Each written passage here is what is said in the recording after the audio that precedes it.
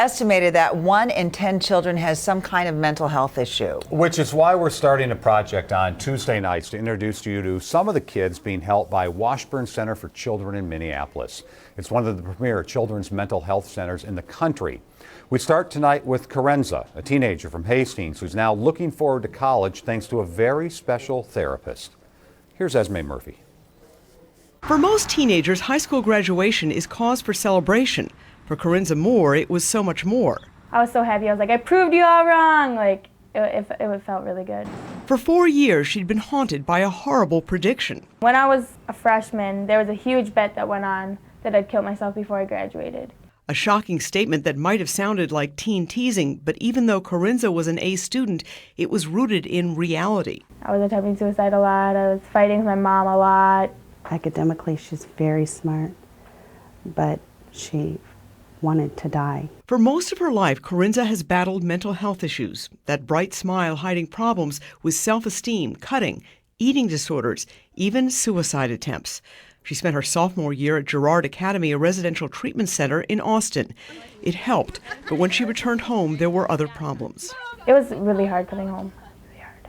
But Lindsay made it easier. Like, she'd come to my house like twice a week. I worked with Karynza using kind of emotional logs. Lindsay Miesbauer is a crisis stabilization therapist at Washburn Center for Children in South Minneapolis. We work really quick, we work really fast, and we work real closely with our families and the other providers that are involved with the child to get them stabilized and to get them moving towards more long-term services. In Karynza's case, she'd gotten comfortable with the rules and structure of the treatment center and uncomfortable with the return to family life. She's used to having structure, rules, a set schedule, certain meal times, certain activities.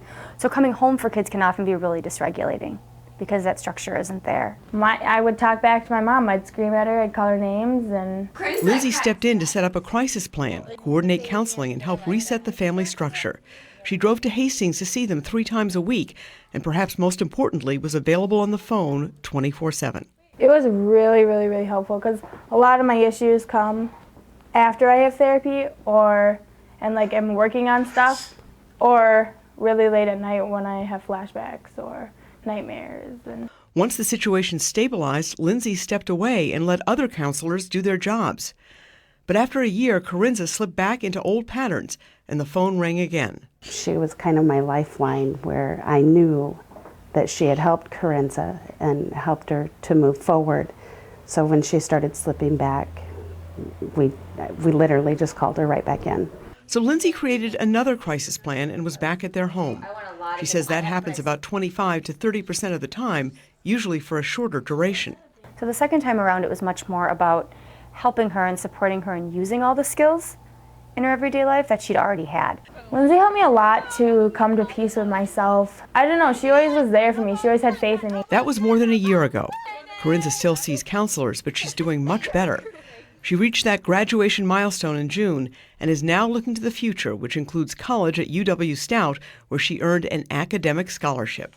I know that she can do it. I know that she's been given the skills, that she can get through her crisis moment. It feels good to know that I'm actually doing something with my life now and not letting my past define me anymore. Although Washburn is located in South Minneapolis, Lindsay helps kids in 7 different counties, driving between 350 and 500 miles a week.